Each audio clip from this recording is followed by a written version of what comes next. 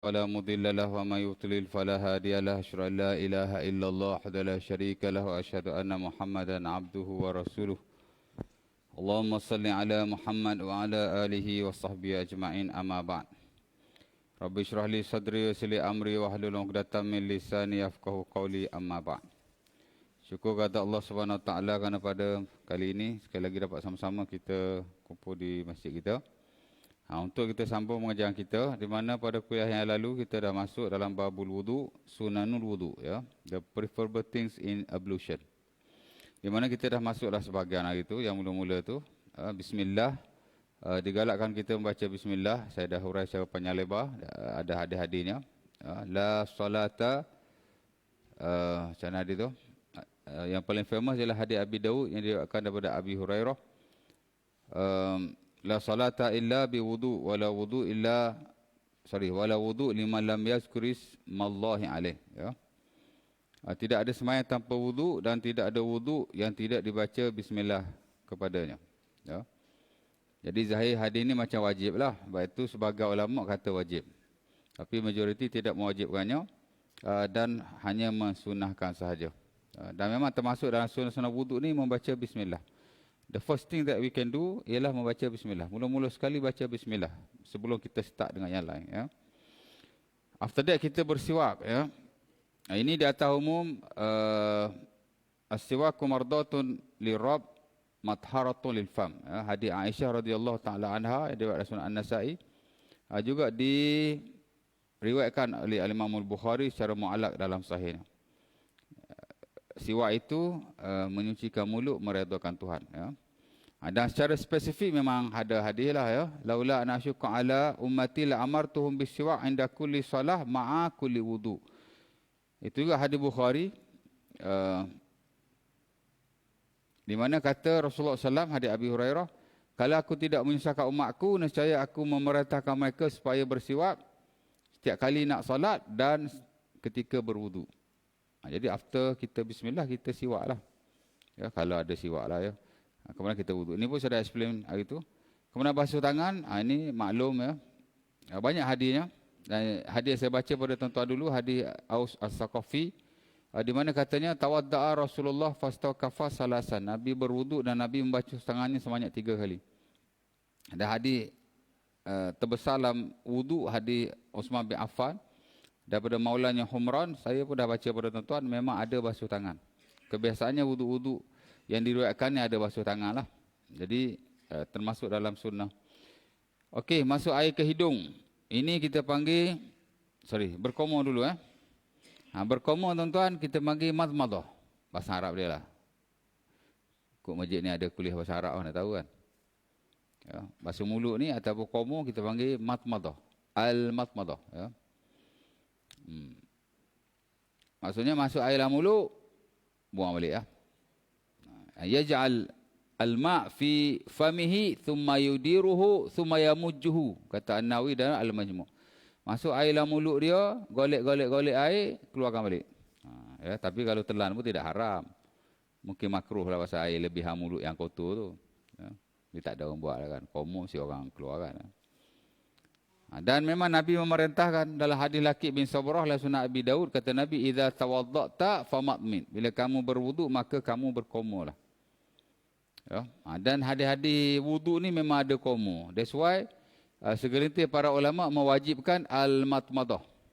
Mereka mewajibkannya, dalam konteks masa ataupun yang kemudian. Al-Imam Syaukani rahimahullah mewajibkannya. Dan sebahagian ulama-ulama kontemporer lah yang tulis buku-buku fiqh moden, fiqh sunnah dan seumpamanya, memang mereka mewajibkan. Kenapa? Kerana dia kata mulut ni termasuk dalam muka. Allah Ta'ala perintahkan basuh muka. Mulut dalam muka, dia kata. Jadi kena basuh juga, ya. Biasa kita basuh lah, biasanya. Kita tak kata wajib, tapi kita tak tinggalkan ia. Okey, kemudian masuk air ke hidung sama juga. Ia disebut sebagai al-istinsyaq. Ya, al-istinsyaq. Keluarkan disebut sebagai al-istinthar. Dia istilah lain-lain aja. Masuk air hidung, istinsyaq. Kalau keluar tu dia panggil istinthar, ya. Lepas tu bahasa Arab lah tuan-tuan. Arab ni kadang ada banyak hal dia dia detail, dia bagi beza. Kita sama saja kan. Masuk air, keluar air, gitu jelah kita. Dia lain. Bila sebut istinsyak, orang Arab faham dah. Oh, masuk air dalam hidung. Wudu ke tak wudu ke, masuk air dalam hidung panggil istinsyak. Kalau keluar, istinsar. Maknanya mengeluarkan air daripada hidung setelah memasukkannya. Wudu ke tak wudu ke, ia disebut sebagai istinsar. Dan kedua-dua ni memang dilakukan dalam hadis-hadis wudu Rasulullah SAW dan Nabi juga memerintahkannya. Ya, idza tawadda'ta fantasir. Tu hadis Umru bin Salamah dalam Sunan Abi Daud. Bila kamu wudu, kamu Nabi kata basuh hidung, keluarkan. Dan konteksnya sama seperti berkomor. Ada perintah Nabi, Nabi buat. Ada perintah Nabi, Nabi buat. Sebab itu segelintir lah. Seperti Asy-Syaukani sebut tadi. Dia kata berkumur, al-madmadah, memasukkan air dan mengeluarkannya, al-istinsyak wal-istinsar, wajiban adalah wajib. Fil wudu'i wal wusul. Dalam wudu baik, dalam mandi wajib baik. Dan sebelum pada mereka memang ada ulama yang mewajib apa. Pasal dalam bab ni ulama ada banyak pendapat. Pertama yang kata kedua-duanya sunnah. Sunnah dalam wudu, sunnah dalam mandi. Sebagian kata wajib kedua-duanya. Wajib dalam wudu, wajib dalam mandi. Ada kata komo wajib. Masuk air hidung tak wajib, sunnah saja. Ada pula kata terbalik. Masuk air hidung wajib, komo sunnah, macam tu lah. Ada 4-5 opinions atau pendapat dalam kes ni. Masing-masing ada pendapat masing-masing. Cuma tahu saya majoriti tidak mewajibkannya. Cuma sebaik-baik dibasuh kerana ia termasuk dalam muka. Ya. Okey, melebihkan air basuhan muka. Ini tak ramailah yang mensunahkannya. Tapi ada sebahagian. Saya tak pastilah ulama-ulama dahulu. Tapi yang kemudian ada. Umpama Aiman Musa dalam buku fiqh sunnah beliau. Menghuraikan buku fiqh sunnah Syekh Abdul Wahid Salam Bali tu. Memang dia ada masuk satu slot. Az-ziyadatu fi ma'il wash. Ya. Bila kita dah masuk muka, digalakkan kita ambil sedikit air dan kita alirkan di atas muka kita. Ya. Ada hadisnya oleh Sunan Abi Daud daripada Ali bin Abi Talib. Di mana Ali masa basuh muka tu, akhazal ma' bi kaffihi summa arsalahu ala nasatihi hatta tasilu ala wajhi. Dia ambil air, dia tuangkan di atas mukanya sehingga dia mengalir di atas mukanya. Macam itulah cerita dia. Baik. Sapu semua kepala, ini maklum. Mashu jami' ar-ra's. Hatta standard dalam mazhab Syafi'i. Kalau tuan-tuan tengok dah buku Muqtamad Zuhaili tu kan. Buku standard mazhab Syafi'i tuan-tuan yang moden, yang saya rasa atau saya nampak yang paling famous lah atas muka bumi ni ada dua. Satu fiqh sunnah, satu fiqh manhaji. Yang ditulis oleh 3 orang kan. Syekh Ali Syarbaji, Mustafa Sa'id Al-Khain dengan Mustafa Dib Al-Bura. 3 ni tokoh mazhab Syafi'i lah semasa. Jadi fiqh manhaji itu kira buku top. Hatta Jakim pun terjemahkan. Jakim pun terjemahkan buku tu. Tuan-tuan boleh beli. Ya. Majlis Surah pun banyak belajar. Majlis Surah banyak belajar. Satu lagi Muqtamad Zuhaili lah. Yang datang Malaysia dulu, Wabah Zuhaili ni anak dia. Muhammad Zuhaili. Dua-dua ni anak bapak ni dua-dua tok fakih. Dua-dua tok fiqh. Bukan tok fiqh standard kita tau. Bukan standard Malaysia punya. Ada orang standard Malaysia ni duk panggil tok fiqh tapi banyak celaru lagi. Ini bukan tok fiqh standard biasa-biasa punya. Dia up standard punya. Jadi dalam buku tu pun dia masuk sunat wudu ni ada banyak. Saya ingat ada 24 yang saya tengok. Salah satu ialah mashu jami' ar-ra's. Basuh ke semua kepala. Walaupun mazhab Syafi'i ni basuh sikit pun okey dah.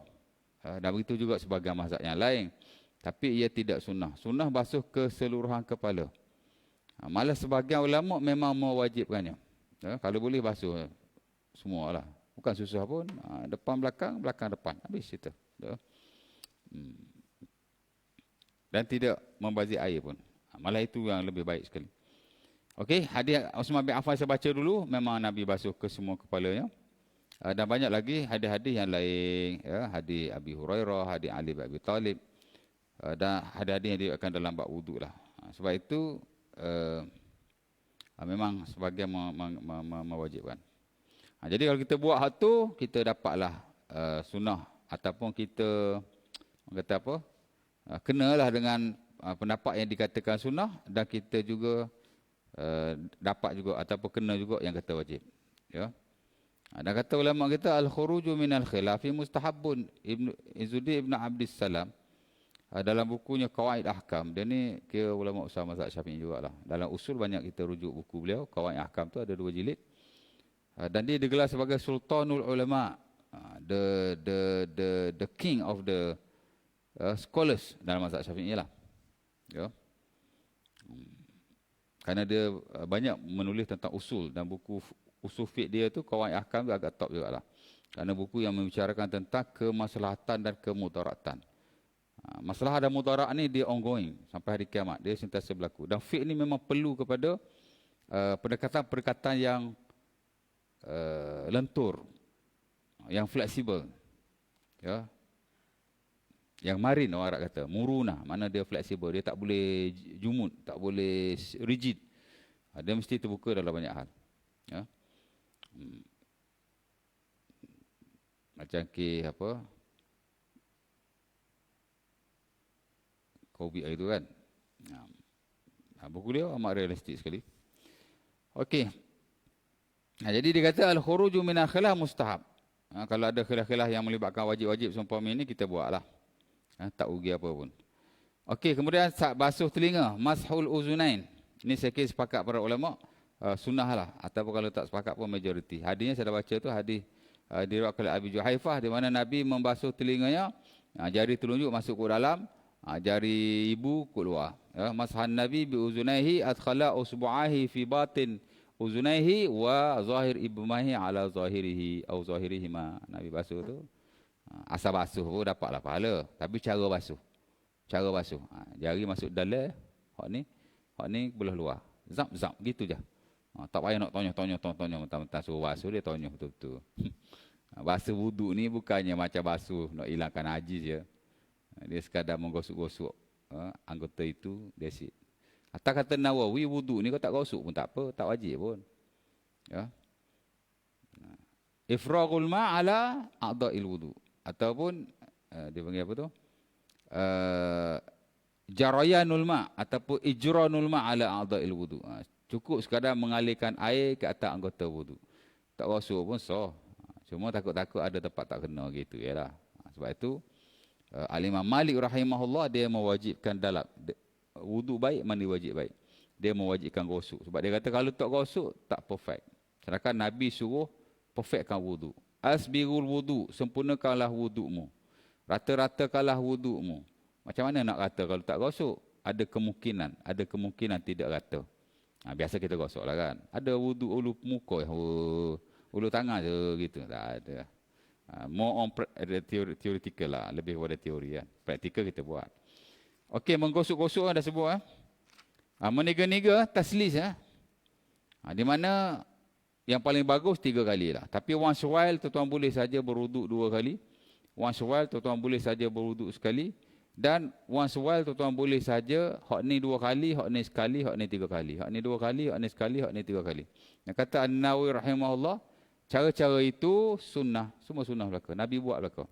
Cuma most of the times, kasirun minal ahyan, banyak waktunya Nabi berwuduk 3 kali lah. Dan Nabi berkata dalam hadis Ahmad daripada Ibnu Umar, hadza wudu'i wa wudu' al-anbiya min qabli.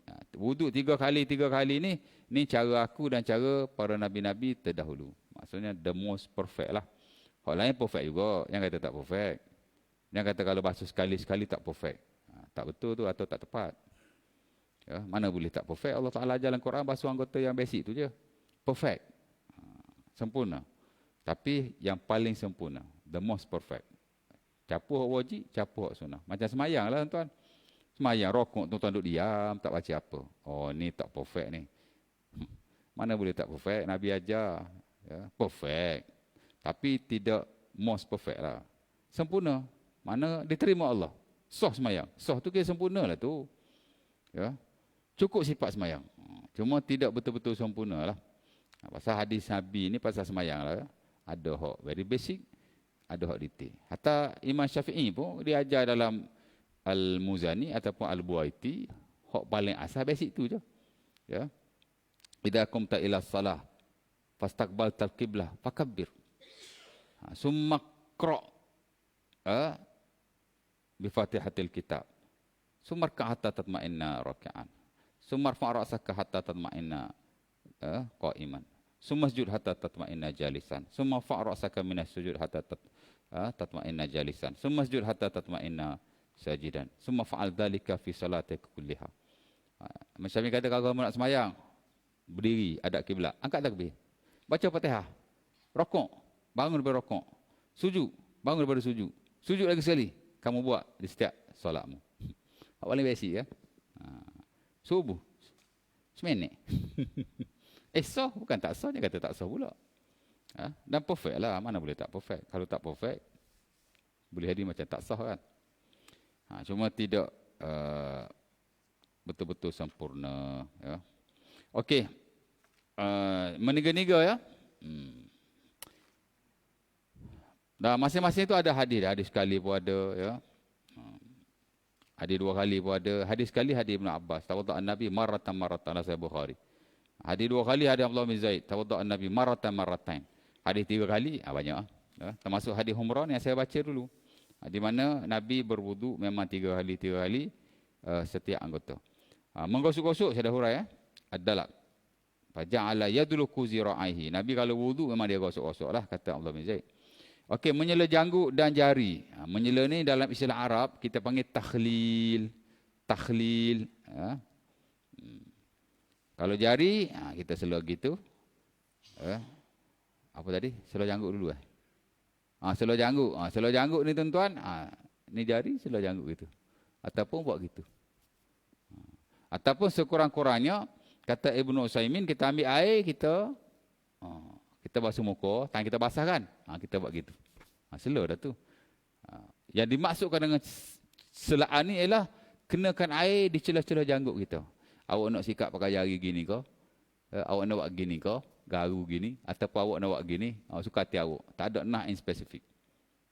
Dan ini cara-cara yang ada lah. Boleh sebut Ibnu Utsaimin. Ada orang dia kata tak boleh sebut tu, ulama Saudi. Wahabi katanya. Okey. Dr. Zul pun sebut, takkan saya tak boleh sebut tak? Dia ulama besar Okey, menyela janggut dan jari. Jari pun sama juga, ya. Sela janggut ni tuan-tuan, sebagai ulama kata wajib. Kerana hadis Anas itu yang diriwayatkan oleh Imam Tirmizi rahimahullah, bila Nabi sela janggut, khallala bihi lihyatahu, Nabi menyampaikan air ke dalam janggutnya, menyela-nyela janggutnya, mana dengan tangannya lah. Kemudian Nabi berkata, hakaza amarani rabbi, this is ordered by my God. Inilah yang diperintahkan oleh Tuhanku kepadaku. Di atas kata-kata ini sebagai ulama kata wajib. Termasuk Syaukani dalam konteks masa dia kata Nabi tak tinggal, kemudian Nabi kata pula ini perintah Tuhanku. Wajib, asas perintah dia kata. Jadi dia lah kata begitu. Tapi majoriti kata tak wajib. Tapi sebaik-baiknya. Kerana tuan-tuan, janggut ni, kalau janggut nipis belakang janggut ni. Kalau tebal pun haji, tebal. Haji tak wajib sela. Tak pasal haji tebal. Cukup dengan bahagian luaran saja. Bila kulit kita tutup, dia pindah mari. Pergi jadi hak luar tu. Kalau janggut atau rambut, tutup kawasan tu. Dia hukum basuh atau sapu tu dia mindah pergi kepada hak tutup tu. Kalau rambut tutup rambut lah. Kalau rambut tutup rambut lah. Macam anggota badan kita lah. Tertutup. Nak basuh dalil lagu mana? Basuh kat luar lah, sapu kat luar. Ya. Kalau yang melibatkan sapuan lah. Ataupun basuhan, dia akan jadi sapuan. Nanti kita akan belajar bab sapu di atas khuf tu. Ya. Pasal apa boleh sapu atas kasut, atas stocking dengan syarat-syaratnya lah. Kerana kaki tutup. Bila kaki tutup, ia tak wajib lagi. Ia kena hak luar cukup. Dan tak perlu basuh lah. Basuh kasut. Basuh kasut. Sapu saja. Islam ni banyak rukhsah tuan. Ada rukhsah sikit sebanyak kita ambil. Hatta kata Qardawi kalau ada banyak pendapat. Masing-masing kuat dengan hujah masing-masing. Dan kadang-kadang masing-masing hanya ijtihad saja. Tak ada nah spesifik pun. Apa salah kita ambil yang mudah? Janji ibadat terlaksana kepada Allah Subhanahu Wa Taala. Betul tak? Macam kita lah. Masuk hospital. Cocok sana, cocok sini. Balut sana, balut sini. Macam mana tuan-tuan wuduk ambil air sembahyang? Saya tak pernah tengok orang tayamum. Patut-patut tuan-tuan kena tayamum tau. Wuduk dan tayamum sekali. Tapi saya duk tanya banyak respon. Dia kata tak nampak dia pun tayamum. Dan saya pernah pergi kursus dengan Jakim dulu. Jakim dengan Maiz. Lama dah cerita 7-8 tahun lepas. Ya. Mula-mula saya dapat tauliah dulu tahun 2015. Mengikut kajian tuan-tuan, orang masuk hospital 10% je semayang. Saya tak tahulah. 3 tahun kebelakangan ni memang masuk wad. Tapi saya private. Saya duduk seorang-seorang dalam bilik. Saya tak tahulah orang lain macam mana. Tapi katanya, mengikut kajian dia lah. Hak masuk hospital ni 10% je semayang. Sebahagian tak semayang, memang dia jenis tak semayang. Sehat tak semayang, sakit lagi tak semayang. Yang kedua, memang dia jenis semayang. Tapi bila sakit, macam mana nak ambil wuduk, tepek sana, tepek sini. Nak pergi bilik air pun tak boleh, dia tak semayang. Tak apalah, lepas sihat nanti qada. Memang ramai yang berfikiran begitu. Which is wrong, tak betul. Ya. Habis tu nak buat macam mana? Ada 3 model dalam bab ni. Pertama, tuan-tuan kena wuduk, tempat yang tak boleh wuduk tu tuan-tuan sapu. Kemudian tuan-tuan kena tayamum. Which is ni hak standard dalam mazhab Syafi'i.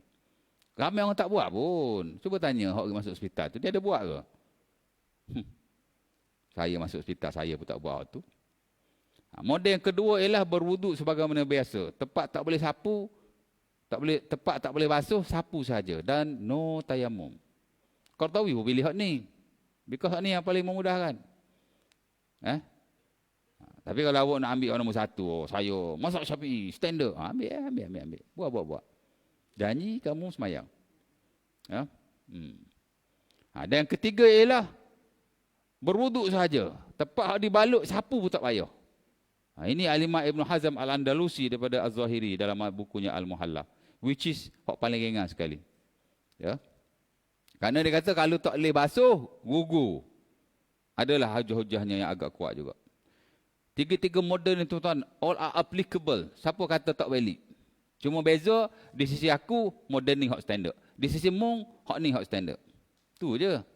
Tapi semua boleh pakai. Pasal 3 mari daripada mazhab-mazhab yang ada, dah ulama-ulama yang besar. Dan all are on ijtihad. Semua based on ijtihad. Tak ada kata mari hadis Nabi ajar kalau kamu balut gini, tak ada. Kalau ada pun adalah nana yang am. Hadis spesifik dalam bab ni, hadis Jabir diriwayatkan Sunan Abi Daud. Which is sebagian kata sahih, sebagian kata dhaif. Ya. Ajab. Nampak tak? Janji ibadah awak pada Tuhan terlaksana. Itu saja. Awak nak pilih hak mana untuk diri awak. Because ibadah between you and God. Awak dengan Tuhan aja. Tak ada siapa boleh pertikaikan ibadah yang awak lakukan. As long as aku buat ni ikut ulama sekian-sekian, buat. Okey je. Dan of course lah ikut ilmu yang kita ada. Belajarlah sikit. Bukan tak belajar langsung. Ya tak? Tak kisahlah spray pun saya sebut tadi. Wuduk ni, spray. Spray tu boleh jadi basuhan. Boleh jadi sapuan. Boleh juga. Macam kita wuduk guna spray. Dia termasuk dalam konteks basuhan juga. Bila tuan-tuan spray, tuan-tuan gosok. Dia macam basuhan juga. Dan bila tuan-tuan nak sapu, tuan-tuan spray kat tangan, tuan-tuan sapu. Dia jadi sapuan. Ya, tak ada beza sangat. Sama aja. Janji wuduk. Mana-mana model awak nak pilih. Saya buat nombor 2. Saya masuk hospital every year. Ya. Tapi kita tak nafilah yang first tadi. Itu yang paling standard lah. Dan ramai juga ulama-ulama kontemporer sekarang yang pilih hak tu. Macam Syekh Al-Azazi dalam Syarah Tamamul Minnah, dia pilih hak tu. Suka hatilah kan, masing-masing lah. Namun pun fake. Fake ni maknanya kita keluarkan satu hukum berdasarkan ijtihad masing-masing. Tapi bila nak beramal, at the end of the day, dia balik kepada ilmu, of course lah ya, dan kemampuan masing-masing. Janji ibadah kita kepada Tuhan terlaksana. Itu je dia punya main point. Awak duk cerita, hak muktamad lah, hak standard lah. Alih-alih 10% jawab semayang. Nak buat apa? Qardawi kata berilah kepada masyarakat yang memudahkan mereka untuk mereka beribadah kepada Tuhan. Ya.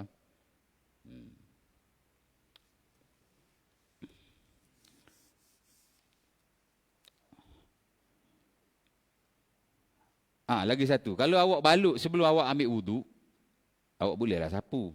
Lepas tu kena gabung dengan tayamum. Esok-esok lepas awak sembuh, awak kena qada balik. Sanggup nak qada balik. Itu yang the most standard. Ramai tak boleh buat pun. Cakap aja ya. Okey. Mana tadi? Menyela janggut dan jari. Ya, jari tuan-tuan bila ambil wuduk tu, basuh tangan kan? Jari buat gitu. Settle. Jari kaki, ulama kita ada ajar. Dia susela daripada kiri ke kanan. Tapi sebagian lain kata tak perlu. Kerana dalam bab ni tak ada nak in spesifik. Ya. Tak sunnah kita menyela daripada mana ke mana. Dan cukup sekadar kita menyampaikan jari air di celah-celah jari. Itu je poin dia. Ya. Nampak? Jadi kita buat selaan itu. Kerana yang dinaskan ialah selaan. Macam mana nak sela terpulang. Itu cadangan ulama masing-masing. Ya.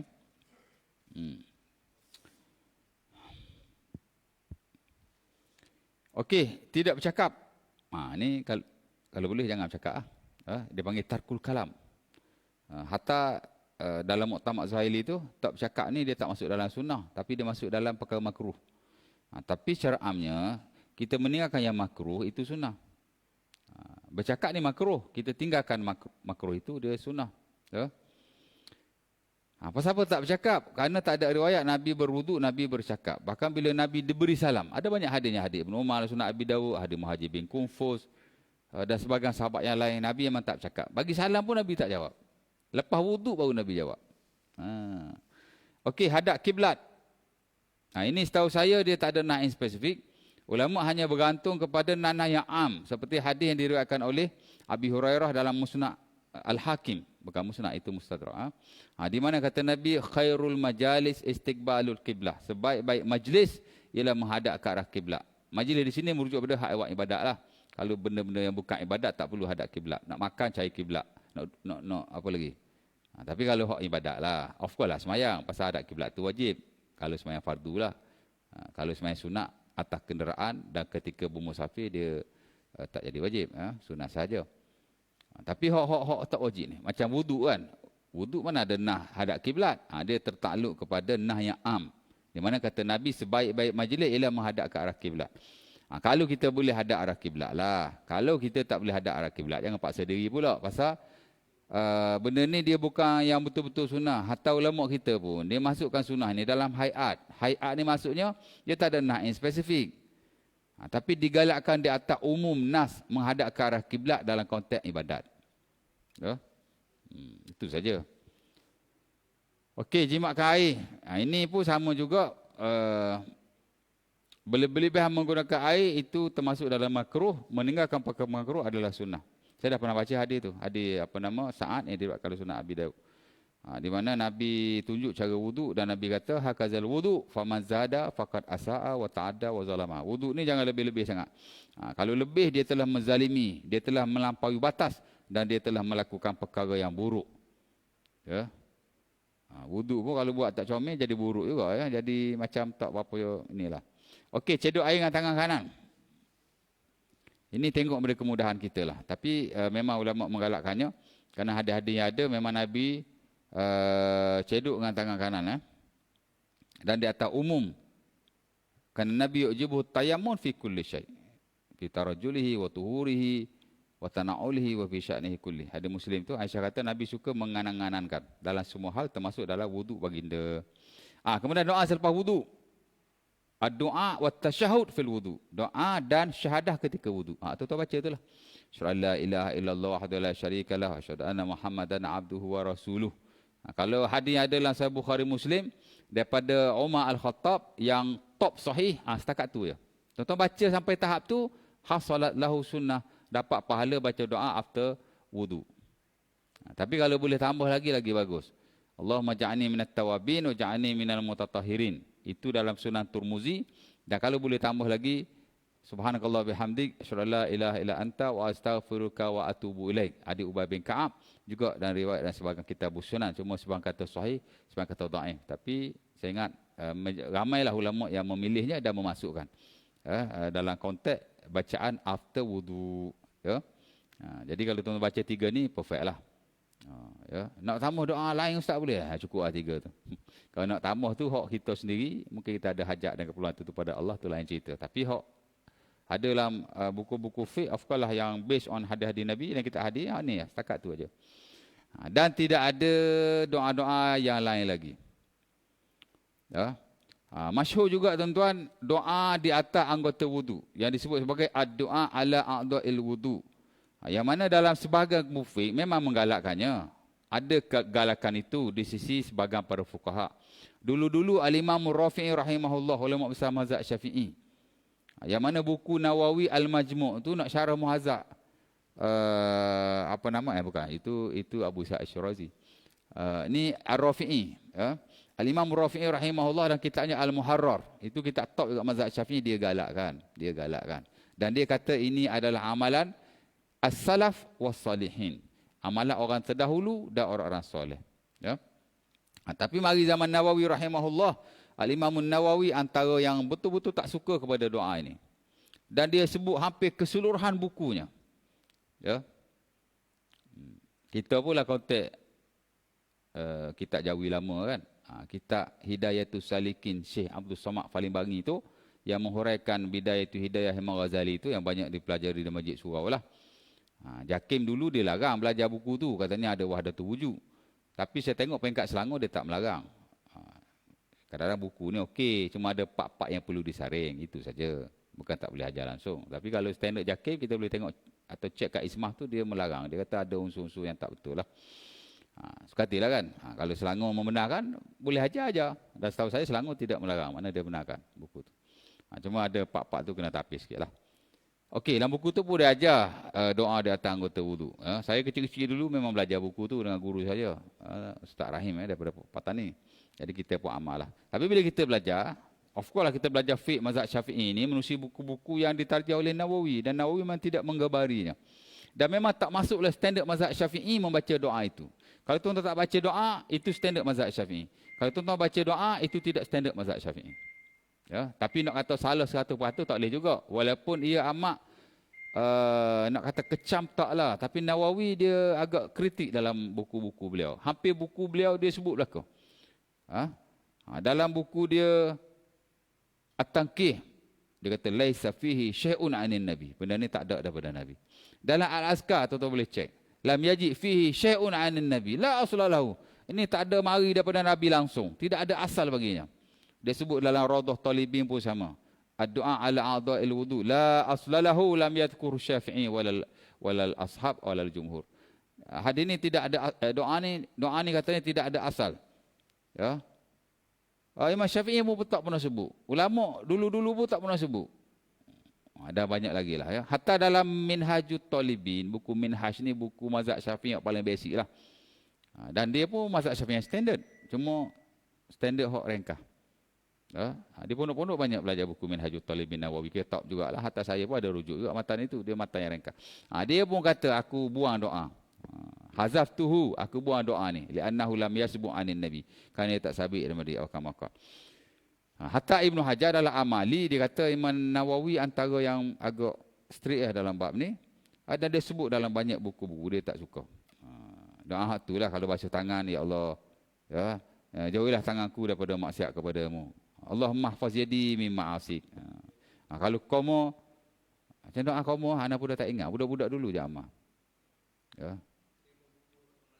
Kalau basuh muka, putihkanlah wajahku, bayit wajhi, pada hari kiamat. Kalau basuh tangan, biar aku terima amalan dengan tangan kanan. Allahumma ja'alni, macam mana? Anak pun lupa lah doa tu. Tapi adalah yang disebut. Jadi yang sunnah tidak membacanya. Tapi kalau ada orang nak baca dia belajar begitu, suka tidak lah kan. Cuma kita sebut, ulama adalah hal ni memang ada yang menggalakkan, ada yang tidak menggalakkan. The best tidak perlu dibaca sama sekali kerana ia tidak sahih. Sebenarnya ada hadis. Nawawi kata tidak ada asal, macam tak ada riwayat langsung lah. Tapi ulama kita bila dia cek-cek, macam Syekh Bashir Uyun dalam buku Tahqiq Askar dia, bila dia semak-semak, ada hadis juga. Tapi bukan dalam kitab Sunan, dalam kitab sejarah. Sejarah Ibn Hibban. Ada hadis tu. Tapi periwayat dia ni tak berapa comel lah. Jadi dalam bab ni dia kata, kita ikut Nawawi, ikut Ibn Hajar yang tak apa gemar, itu lebih baik. Kerana memadai dengan doa yang ada. Lagi satu, kita ambil wuduk ni bukan nak fokus pada doa. Kita nak fokus pada wuduk tu supaya wuduk kita sempurna. Dan itu lebih baik sebenarnya. Jadi tak payah baca lah. Okey, habis tu syarat sah wuduk kita dah baca dulu. Makruh wuduk, boleh pilihan menggunakan air. Ni saya dah banyak ulang. Melebihi 3 kali, saya pun banyak ulang. Meninggalkan apa yang disunahkan. Ini kaedah yang banyak diguna pakai. Di mana kalau kita tinggal hak makruh, sunnah. Ya. Dan kalau kita tinggal hak sunnah, makruh. Macam kita kata, tinggal hak wajib, haram. Tinggal hak haram, wajib. Macam itulah lebih kurang. Ya. Jadi dia ada macam tu. At-tadakhul bainahuma. Dia memasuk. Benda yang makruh tinggal sunnah. Benda yang sunnah tinggal jadi makruh. Setiap yang Allah Ta'ala wajibkan, Allah Ta'ala haramkan kita melakukan, meninggalkannya. Benda yang Allah Ta'ala wajib suruh, dia larang buat. Benda yang Allah Ta'ala larang buat, dia wajib tinggal. Macam itulah cerita dia. Dia ada ni. Jadi kaedah dia sama saja. Cuma dalam bab makruh tuan-tuan, saya tertinggal ada satu. Sebelum ni saya dah sentuh-sentuh juga. Cuma ada satu lagi yang orang tahu saya tak masukkan. Tapi benda ni agak dibincangkan oleh para ulama, agak famous juga. Itulah bab tansyif. Tansyif ni ialah kita lap. Saya dah pernah sebut gitu. Lap ni tuan-tuan, sebenarnya ulama ada banyak pendapat dalam bab ni. Ada 5 sekurang-kurangnya. Hatta dalam mazhab Syafi'i pun, Nawawi dalam Majmu' sebut ada 5. Dalam Raudhah pun saya lihat malam tadi pun saya buka balik, memang Nabi kata ada 5. Ala kulli hal secara ringkas lah ya. Overall. Tidak sapu itu sunnah di sisi majoriti. Dia kan. Ya. Karena Rasulullah SAW dalam Sahih Muslim, dia ataupun Bukhari, dia diberi kain untuk dilap oleh isterinya. Siapa nama? Ummu Salamah ke siapa? Maimunah. Kemudian Nabi tidak mengambilnya. Atathu bimindil faraddahu. Nabi tak ambil lah. Ya. Tapi ada riwayat Sa'ad dan Sunan Abi Daud, Nabi lap pula. Tapi itu mandi wajib. Nabi mandi, Nabi lap. Tapi nak cerita begitu. Ini saya lihat, majoriti kata tak lap itu sunnah. Ya. Dan itu yang disebut hatta Nawawi pun dalam Raudhah, dia kata, al-mustahab tarkuhu. Itu lebih baik kita jangan lap. Disunahkan. Dan Az-Zuhairi dalam Mu'tamad dia pun, dia kata, kerana lebihan air wudu ialah asarul ibadah. Kesan ibadah. Jadi kesan ibadah ni kalau kita tidak tinggalkan, kita tidak hilangkan, lebih baik. Jadi majoriti berbuat begitu, termasuk standard dalam mazhab Syafi'i lah ya. Tapi kalau lap, isu dia kalau lap, tak lap no problem. Sunnah insya-Allah. Tapi kalau lap macam mana pula? Lap yang standard mazhab Syafi'i makruh kalau tidak ada apa-apa keperluan. Makruh itu yang paling standard dalam mazhab Syafi'i. Dan sebagian ulama daripada mazhab-mazhab yang lain, dia lihat macam makruh lah. Karena tak lap sunnah, kalau lap makruh lah. Ya tak? Tapi segelintir yang lain kata harus. Nawawi sebagian dia kata makruh, tapi yang muktamad ataupun yang dia pilih ialah tidak makruh. Dan ini disebut dalam Syarah Sahih Muslim, dalam Mughni Muhtaj pun Syarbini sebut juga, Nawawi dia pilih tidak makruh. Ya, tidak makruh. Wa hadzal ladzi nakhtaruhu wa na'mal bihi. Dan ini yang kita pilih dan kita beramal dengannya. Kalau tak sapu sunnah, tapi kalau sapu dia kata harus. Dengan menggabungkan nanah yang ada, dan itu pendapat dia. Which is saya pro kepada benda itulah. Dan saya memang saya lap selalu pun. Tapi saya lap sebab saya kalau tak lap tak boleh pergi air. Tak sedap. So, kalau ada air muka tangis tak sedap. Tapi tuan-tuan, kalau tuan-tuan ambil wudu sebahagianlah. Dah lah basuh kuyuk. Lepas tu semayang sebelah atas sah pula kena member sebelah. Kita kering-kering semayang tepek dengan kawan tu basuh lengan kita. Kalau tak lap pun, bagi inilah, jangan jelenjun. Ya. Dan jangan ganggu ataupun menyakiti sebelah menyebelah, walaupun dengan air. Ya. Sebab itu tuan-tuan, ulama-ulama Maliki dalam bab ni dia agak ketat juga. Di mana siwak dia tak bagi kat masjid. Wuduk pun, memang galakkan wuduk di rumah. Bukan di masjid. Tapi kalau masjid harus. Sebagian mereka memakruhkan. Kerana bila wuduk di masjid, dia kata akan membasahkan masjid. Lepas tu ganggu pula member-member yang kering. Jadi ada alasan yang baik jugalah di situ. Cerita dia, tak apalah nak wuduk kat masjid apa gitu gini. Tapi janganlah basuh kita tu sampai lenjun. Dan jangan pula kita member kering sebelah. Saya pun tak suka juga, seriously ya. Kalau semayang sebelah orang menyebelah yang basah-basah ni, tak apa nak ni. Kita kering, basah. Kita tak suka basah-basah. Ya. Jadi kena jagalah benda-benda seumpama itu. Jangan kita fikir ibadah kita seorang saja. Ya. Ada soalan tak? Bunyi loceng dia tu. 15 minit selepas bunyi loceng. Tak apa lagi 15 minit tu. Ada nak tanya apa-apa tak? Okey, ada satu bab lagi yang saya miss dalam bab wuduk. After that kita clear lah ya. Itulah tempat-tempat disunahkan wuduk secara spesifik. Adalah 5-6 tempat yang saya akan baca one by one. Dan nota ni saya tak masukkan. Tapi di mana-mana saya akan baca lah. Di mana wuduk ni secara amnya digalakkan all the times. Anytime, anywhere. Setiap masa, di mana saja. Tapi ada tempat-tempat tertentu, specifically, secara spesifik ni dia disunahkan wuduk. Ya, ketika zikir, ketika tidur, ketika berjunub. Berjunub ada 3 keadaan. Dan termasuk juga ketika kita nak semayang. Daripada satu semayang kepada satu semayang, terutama yang fardu. Yang disebut sebagai tajdid al-wudu. Memperbaharui wudu. Di mana tajdid wudu ni pun ada khilaf juga. Macam mana tajdid wudu yang paling standard dalam mazhab Syafi'i dan majoriti para ulama. Bila kita dah semayang fardu, disunatkan tajdid. Tapi kalau kita tak semayang fardu, mazhab Syafi'i bukan semayang fardu, semayang saja.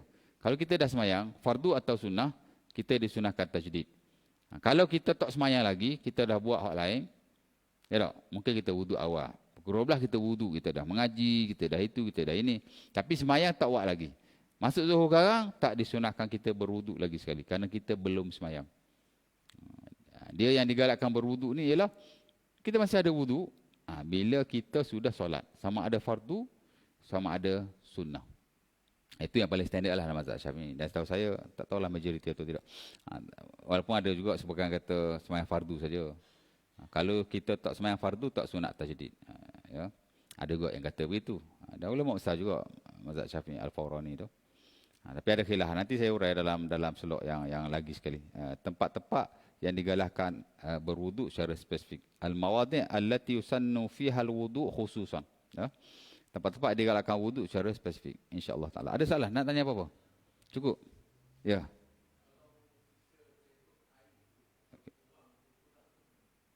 Ceduk kurang daripada 2 kalah. Okey, dia sebenarnya dia ada isu di mana ia melibatkan air itu jadi mustakmal atau tidak.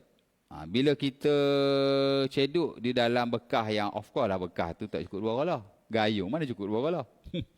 Tuan-tuan ambil uduk kat kola, kat paip, dia tak ada isu. Direct ambil gitu kan. Ini isu dia bila tuan-tuan ambil air 1 gayung, tuan-tuan nak wuduk daripada air 1 gayung tu, tuan-tuan nak ceduk pakai tangan tuan-tuan. Ya? Sebahagian dia melarang, kerana bila tuan-tuan ceduk, dia akan jadi mustakmal, kerana tangan tuan-tuan tu dia bercampur. Dan sebahagian yang lain kata tidak. Dengan syarat, memang kita guna tangan kita untuk ceduk. Kalau lah konteks mazhab Syafi'i, kita nak ceduk tu niat dulu tangan aku nak ceduk tu. Maksudnya sebahagian kata okey aja. Hatta hadis umrah yang saya baca tu, ya, hadis terbesar dalam bab wudu tu, hadis Uthman bin Affan Sahih Muslim, Bukhari Muslim tu, Uthman bin Affan dia wudunya. Fa adkhala yaminahu fil wudu. Dia memasukkan tangannya ke dalam bekas wudu. Tak ada air mustakmal pun. Sebab itu kata Az-Zuhaili, Wabah Zuhaili dalam Fiqhul Islami wa Adillatu. Memang dalam bab ni ulama ada khilaf. Yang standard mazhab Syafi'i, air jadi mustakmal lah bila kita guna untuk wuduk ni. Tapi dia kata Al-Azhar, pendapat, walaupun dia ulama mazhab Syafi'i yang kontemporer, yang semasa kan. Tapi dia pilih tidak jadi mustakmal. Kerana dia anggota yang suci bertemu dengan air yang suci. Dia tidak memberi kesan apa-apa. Tapi kalau kita ambil mazhab Syafi'i yang standard kata air mustakmal pun, kita boleh saja ceduk daripada gayung dengan syarat kita niat tangan kita itu cedukan. Mana memang kita niat nak ceduk lah. Okey je, tak ada apa masalah. Boleh aja. InsyaAllah. Boleh. Cukup tu? Ada soalan lagi? Tak ada? Tak ada. InsyaAllah ta'ala next nanti kita jumpa lagi. Apa nama... dia nanti yang gayung tu, tuan-tuan bila ceduk tu, kalau tangan tuan-tuan belum wuduk lagi. Ya tak? Sebab yalah kita ceduk, kita basuh muka. Bila ceduk nak basuh tangan tu, dia yang basuh tangan tu, tangan kita tak basuh lagi. Tapi kalau ceduk untuk lain-lain tak apa. Dia isu dia bila kita ceduk nak basuh tangan tu. Ceduk nak basuh tangan, kita dah ceduk tangan kita, jadi mustakmal lah. Yang selepas tu dia tak sah. Hak sebelum tu sah. Tuan-tuan ambil air sebakul, tuan-tuan ambil air segayung, tuan-tuan wudu. Tuan-tuan basuh tangan. Tuan-tuan komo, okey, basuh muka. Tuan-tuan nak basuh tangan tu, dia akan jadi mustakmal. Lepas tu, tak sah lah hak lepas tu. Hak kata tak boleh lah. Tapi saya ingat sebagai lain membenarkan. Kerana tangan kita tu bukan tangan lagi. Dia dah jadi ceduk. Cerita dia gitulah. Cuma mazhab Syafi'i ni bab niat ni dia ketat sikit. Dia kata kena niatul iqtiraf. Kena niat ceduk. Guna tangan aku ni kerana ceduk. Maknanya kita dah guna tangan untuk ceduk tu, kena niat ceduk lah tu. Jadi boleh aja, boleh aja. Saya pun jarang buat. Biasa saya pakai gayung ni saya tuang atas tangan. Keluar daripada khilaf tu lebih baiklah. Tapi saya ingat boleh aja. Pasal hari-hari wuduk termasuk ada Osman tu pun dia celuk dalam bekas. Boleh aja insya-Allah taala. Bahkan bukan semua ulama kata air itu jadi mustakmal. Sebab kata tak mustakmal. Boleh tu aku lukul azhar. Assalamualaikum warahmatullahi wabarakatuh. Kita tangguhkan majlis kita dengan tasbih kafarah dan surah Al-Asr. Subhanallah walhamdulillah.